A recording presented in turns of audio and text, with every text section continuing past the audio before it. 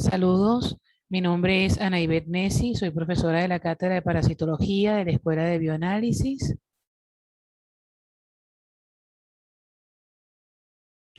y nos reunimos nuevamente con el objeto de compartir información en relación a los sentidos y la química de la materia fecal y los aportes en el análisis funcional. Definir la materia fecal no es algo muy novedoso porque todos sabemos a qué hacemos referencia. Sin embargo, el diccionario de la lengua española eh, define la palabra heces como una palabra derivada del latín es, fes o fecis y tiene tres significados. Parte del desperdicio en las preparaciones líquidas que se depositan en el fondo o cubas de algunas vasijas, lo más vil y despreciable, finalmente, excrementos. Alimentarse normalmente es un placer para la mayoría de las personas. ¿Qué pasa luego de que comemos una comida muy apetitosa, muy rica, muy llamativa? Pues poco importa para la mayoría de nosotros cómo se llevan a cabo todos los detalles en los cuales esa comida pasa por un proceso digestivo. Sin embargo, cuando empezamos a sentir algún malestar, ya sea que la repetimos, que tenemos ganas de vomitarlo, que tenemos mucho tiempo sin ir al baño o que no podemos salir del baño porque tenemos un proceso diarreico, empezamos a pensar en qué fue lo que nos pasó, qué fue lo que comimos, qué pasó que algo empezó a funcionar mal y queremos observar con detalle lo que dejamos atrás en las pocetas e inclusive nos queremos aproximar a la materia fecal para ver cómo era. De manera que cobra una importancia que obviamente es relativa. Para conocer un poco acerca de cómo se origina esa materia fecal y cómo se forma, tenemos que conocer algunos hechos fisiológicos importantes. De hecho, la materia fecal, pues, comienza con un proceso de ingestión. Y en ese proceso de ingestión de ricos alimentos, el inicio de esa digestión se da con la masticación y con la mezcla de esos alimentos con algunas enzimas que están a nivel de la cavidad oral. Luego esos alimentos con un proceso de ruptura mecánica pasan a través de la faringe donde son propulsados hacia el proceso de almacenamiento y mezcla en el estómago, donde van a sufrir una digestión química con la ayuda de glándulas anexas. Esa materia fecal va a pasar al intestino. Se va a llevar a cabo procesos de absorción a nivel del intestino delgado en la porción del yeyuno e ilion y luego la eliminación se va a llevar a cabo en el intestino grueso, en la región del recto y el ano. Allí vamos a empezar con el fenómeno de vaciamiento. Este fenómeno de vaciamiento está relacionado con los procesos de continencia y defecación, que generalmente son procesos que están dominados por hábitos y pues las personas lo regulan de manera que no puedan hacerlo delante de todo el mundo ni en cualquier momento, pero esos procesos, tanto la continencia como la defecación, pueden ser afectados por el estreñimiento, en el cual nuestra voluntad ya no importa porque la materia fecal no se puede emitir, y la incontinencia, en donde tampoco nuestra voluntad importa mucho porque es un momento de urgencia. Entonces, la materia fecal está compuesta por aproximadamente 75 a 90% de agua, un 84 a un 93% de materia orgánica, con un menor porcentaje de materia inorgánica y un porcentaje bien importante de bacterias. En cuanto a la cantidad y la frecuencia, generalmente en una situación sana se eliminan 128 gramos al día. En cuanto al número de veces, 3 veces por día o a veces 3 veces por semana, y la evaluación de esa materia fecal se hace en dos momentos o a partir de dos momentos importantes. Posterior al nacimiento y antes de la alimentación, cuando los bebés eliminan lo que se conoce como el meconio, que es una materia pegajosa, oscura, verdosa y que es simplemente se constituye en un signo de madurez fetal y luego del nacimiento, pero luego de alimentarse, cuando ya las características de esa materia fecal empiezan a tener unos cambios notorios. Entonces, esa evaluación macroscópica de esa materia fecal y una evaluación posterior química y luego microscópica permite hacer una evaluación de la materia fecal que se convierte en un estudio o en un análisis funcional con cierto nivel de certeza que refleja el estado de salud del individuo. Hasta cierto momento, pues uno quisiera que todo fuese color o olor de rosas, pero nosotros tenemos que hacer uso de nuestros sentidos para poder valorar esa materia fecal, ya sea de la vista o del olfato, cosa que no es muy grato para algunos y quisieran ocultarlo con un gran ramo de flores o a veces ni siquiera hablar del asunto. Sin embargo, nosotros como profesionales deberíamos tener un punto de vista un tanto distinto, apartando por supuesto que algunas cosas pueden ser agradables o desagradables en nuestro ejercicio profesional, pero sí es muy normal entre los seres humanos en general que lo observen con asco, eh, con indiferencia o que digan yo no participo en esto. Algunos se arriesgan a hacerlo, pero si se ponen ciertas medidas de protección como lentes para no ver, otros dicen, bueno, yo la veo, pero no quiero olerla. Y de esa manera, pues se están perdiendo de alguna valiosa información con respecto a esta materia fecal que es común a todos los seres vivos. Como parte de esta información sensorial y que podemos percibir a través del sentido del olfato, eventualmente la materia fecal puede ser inodora y esto es normalmente cuando hay la materia fecal reciente al nacimiento en el cual todavía no hay una flora bacteriana formada o cuando simplemente el individuo ha recibido una antibiótico terapia prolongada, hace que la materia fecal sea inodora. Pero el olor normal que todos conocemos de la materia fecal es debida a unos elementos o unas sustancias como el metilsulfóxido, hidrógeno sulfurado y el metanetiol, que son los que le dan el aroma que todos sabemos y entendemos cuando está en condiciones de normalidad. Ahora, cuando sabemos o percibimos un olor desagradable, está fundamentalmente originado por el indol y el escatol. También podemos percibir un olor rancio que se nos parece a ciertas sustancias ácidas y está asociado con procesos de mala absorción de ácidos grasos o fermentación de los azúcares.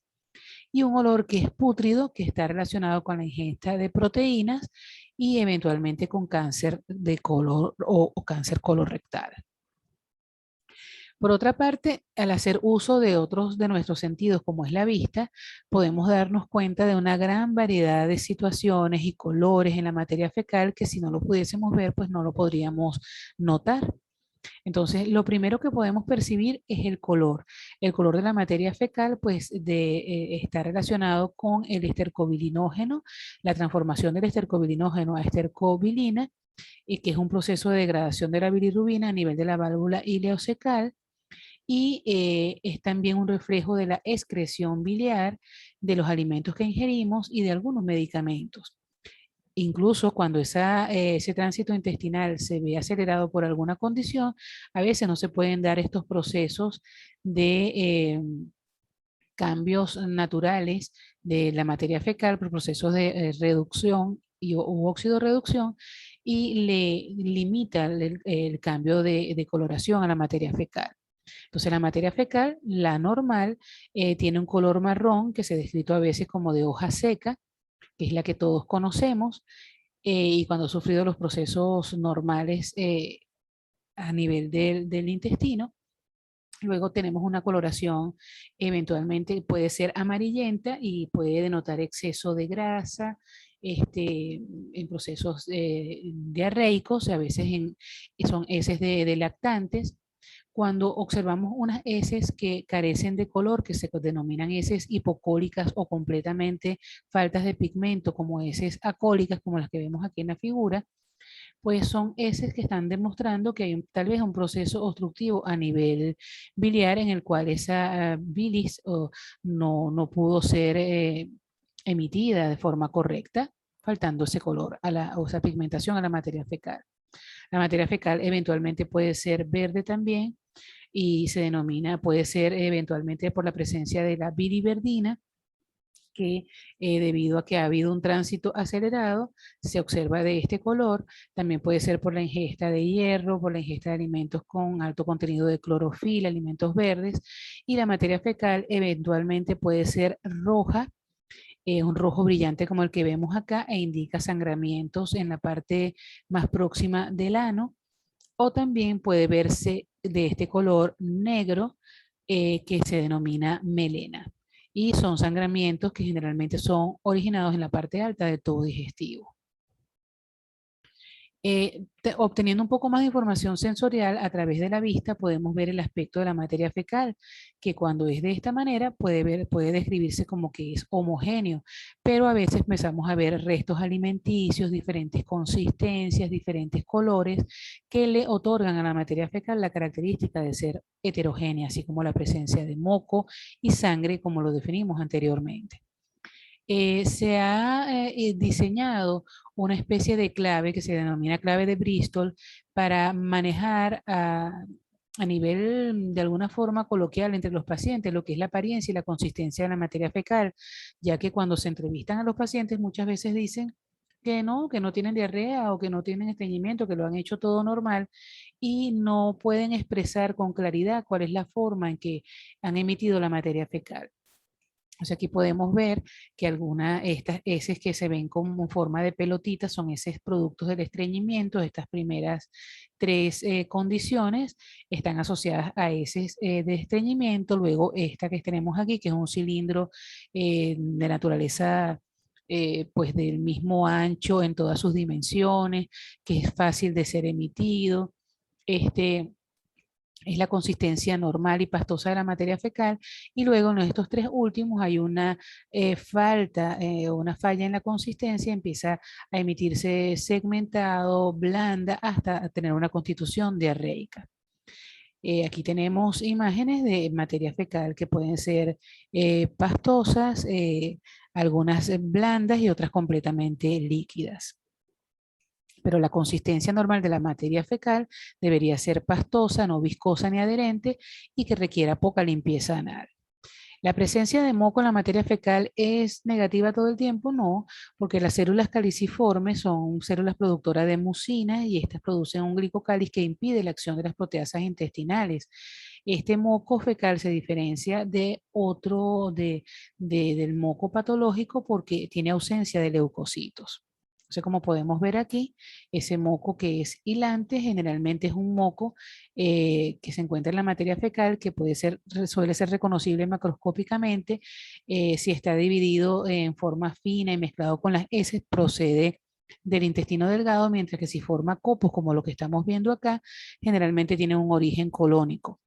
Y si se acompaña de sangre o pus, pues se puede tratar de un proceso inflamatorio más o menos intenso en una enteritis o una colitis. Entonces, cuando hemos hecho uso normal de nuestros sentidos, ellos generalmente nos alertan de que tal vez algo ande mal cuando nos hemos permitido ver y percibir lo que nos llega a través de nuestros sentidos en relación a la materia fecal. Entonces, ¿qué hacer para definir con cierto nivel de certeza qué está fallando? Bueno, en un primer momento podemos hacer pruebas químicas y en un segundo momento podemos hacer análisis microscópicos. Entonces, los métodos físicos y químicos nos dan cierta evidencia a través de pruebas químicas confirmatorias de qué es lo que está pasando a nivel del tubo digestivo. Entonces, uno de los primeros pruebas que podemos hacer es conocer el grado de acidez o de alcalinidad de la materia fecal. Las heces fisiológicas generalmente tienen un pH cercano a la neutralidad, entre 6.9 y 7.2, que se puede medir algunas simplemente con reacción de acidez, alcalinidad o neutralidad con cintas para medir pH o cambios de reacción y con cintas que permiten a veces graduar o precisar ese grado de acidez o de alcalinidad. Es entonces cuando hay un cambio importante en ese valor que ya conocemos como cercano a la neutralidad, que estamos probablemente en presencia de síndromes de mala absorción, como es el caso de la mala absorción de los carbohidratos, que se traduce en una intolerancia a los azúcares por la acción nula de la lactasa floricina hidrolasa, y esto se puede medir a través de la reacción de azúcares reductores. Y por otra parte, también se puede hacer esa técnica que todos conocemos como la técnica de Benedict. Por otra parte, tenemos también la mala absorción de los lípidos o de las grasas, que originan en los individuos lo que se conoce como esteatorrea, que se traduce en heces fétidas o grasosas y abundantes, que se ponen en evidencia las gotas de grasas neutras a través del colorante de Sudán. Esta técnica tiene una sensibilidad y una especificidad del 90%. Entonces se considera que hay un manejo o normal cuando, por ejemplo, dependiendo del grupo etario, en recién nacidos puede haber entre 5,4 y 7,9 gotas de grasa por campo de 40X. En lactantes menores de 4 meses es normal que tengan aproximadamente 4 gotas de grasa por campo de 40X. En lactantes entre 5 y 12 meses, 3 gotas de grasa por campo, y se considera positivo para niños mayores de 1 año y el resto de los grupos etarios entre 15 a 20 gotas de grasa por campo de 40X. Cuando ya ese pH se distancia hacia el grado de alcalinidad, teniendo pH mayores a 8, es un pH alto desde el punto de vista de lo que debería ser la condición colónica, y sugiere que pueden haber hemorragias en el tracto digestivo ocasionados por úlceras, varices esofágicas, en casos como cirrosis hepática, en carcinomas del tracto gastrointestinal y en las hemorroides, y se pueden poner en evidencia a través de las técnicas de determinación de sangre oculta, como puede ser la benzidina, o técnicas inmunocromatográficas que se han visto hoy por hoy que tienen una alta sensibilidad y especificidad. También es válido llamar la atención a que a veces en algunos bebés pueden ocurrir situaciones en las que los azúcares reductores estén positivos y que tengan una materia fecal alcalina, porque esos bebés que han tenido procesos de irritación de su aparato digestivo por estos alimentos que son intolerantes a la lactosa, ocasionan lesiones a nivel de la mucosa intestinal, originándole sangramiento. Entonces pueden tener las dos condiciones. Eso puede ser evidenciado mediante estas pruebas. Ahora viene la etapa de la observación microscópica. ¿Qué podemos ver? Bueno, podemos ver muchas cosas importantes. Una de esas son los cristales. Hay cristales como los cristales de oxalato de calcio, que son bien conocidos por nosotros, que están relacionados con insuficiencia gástrica, debido a que se requiere la presencia del ácido clorhídrico para su disolución. Se pueden ver eventualmente uno que otro, pero cuando están abundantes se sospecha que hay un proceso de anacloridia. Tenemos la presencia de cristales de Charcot-Leyden, que tienen generalmente están presentes en procesos inflamatorios o alérgicos, y están relacionados con la degranulación de los eosinófilos o de los basófilos o de ambos. Y estos cristales son ricos o están conformados fundamentalmente por lipofosfolipasa, que son unas galactinas que se unen a carbohidratos y a inmunoglobulina E, y fundamentalmente están relacionados con respuestas de tipo inflamatorio. En relación a la presencia de fibras musculares, cuando están aumentados hay un proceso que se denomina creatorrea, que está relacionado con la insuficiencia gástrica o pancreática, de manera que se empiezan a observar en la materia fecal esas fibras musculares con estriaciones longitudinales y transversales que indican que ha habido un proceso de digestión insuficiente. Por otra parte, tenemos también la presencia de restos vegetales, que es muy común, y a veces, pues simplemente la celulosa que se observa en la materia fecal se traduce en que ha habido un proceso de hipermotilidad intestinal debido, o en unos casos, a procesos nerviosos o a la disminución de ácido clorhídrico. Entonces, su abundancia está relacionado con esto, y la presencia de eh, glucógeno en la materia fecal, que se pone en evidencia cuando usamos Lugol, está relacionado con lo que se ha descrito como amilorrea, y también indica que ha habido tránsito acelerado, porque esto debió haber sido, o el almidón debió haber sido digerido completamente a nivel de ciego, y cuando aparece en la materia fecal es porque el tránsito ha sido acelerado. Por otra parte, podemos encontrar otros elementos de diversa naturaleza, como es la presencia de hifas o pseudomicelios de algunos hongos o levaduras. Podemos encontrar también hematíes en la materia fecal, que todos sabemos cómo reconocerlos. Y también podemos observar bacterias, pero en este caso tenemos que ser muy cuidadosos porque tenemos que ser solamente descriptivos, ya que para valorar su presencia hay que aplicar técnicas de cultivo o pruebas de biología molecular para hacer su correcta identificación y caracterización. En relación a un elemento bien importante que podemos observar en la materia fecal y a veces no lo observamos con toda la claridad que quisiéramos, es la presencia de leucocitos. Y en relación a esta materia, pues la detección de leucocitos en la materia fecal es un método simple, rápido y económico que permite hacer una valoración de un paciente con enfermedad diarreica aguda. El reporte de ausencia de leucocitos podría ser una manera rápida y confiable para identificar a los pacientes con enfermedad de diarrea aguda de origen viral, que generalmente está entre un 40 a 60%, o diarreas de naturaleza inespecífica, que de esto lo más importante de rescatar es que no requieren de una terapia antibiótica.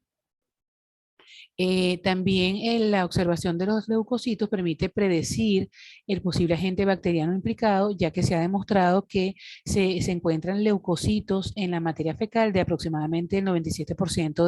de personas que tienen una infección con Shigella, Salmonella o Escherichia coli enteroinvasiva, mientras que el cultivo del agente causal a veces resulta positivo en una menor proporción de los casos. También en pacientes con infecciones por Shigella se presentan en general en un promedio más alto los leucocitos por campo que en las infecciones causadas por Salmonella o por entamoeba histolítica. Como hecho novedoso, es importante comentar que ante las circunstancias en las cuales a veces no podemos detectar con facilidad los leucocitos, hay una técnica que permite medir la presencia de lactoferrina férrica, que es un constituyente molecular de los gránulos secundarios de los neutrófilos y que no requiere que los leucocitos estén intactos y que ha demostrado tener buena sensibilidad y especificidad en individuos con shigellosis. Por otra parte, pues una de las cosas más comunes y que nosotros deseamos encontrar casi que en forma directa cuando hacemos el análisis de la materia fecal es la presencia de parásitos, pero a veces no se observan y toda la información que hemos visto antes es sumamente valiosa porque la materia fecal nos está hablando desde el momento que nosotros destapamos la cajita de materia fecal. Entonces, lo último y no menos importante, por supuesto, que nosotros podemos encontrar en la materia fecal son los protozoarios y los helmintos, que obviamente pues estamos formados para hacer su reconocimiento y su correcto reporte y tiene obviamente una gran importancia. Parte del material que hemos comentado aquí está publicado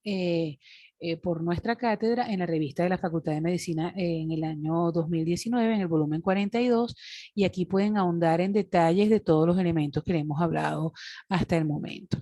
Entonces, fíjense, la materia fecal,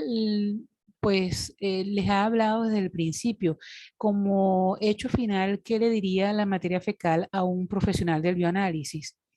Primero, soy valiosa, soy importante, merezco tu atención, trátame con respeto, puedo decir cómo va tu salud, evaluarme es tu responsabilidad. Entonces,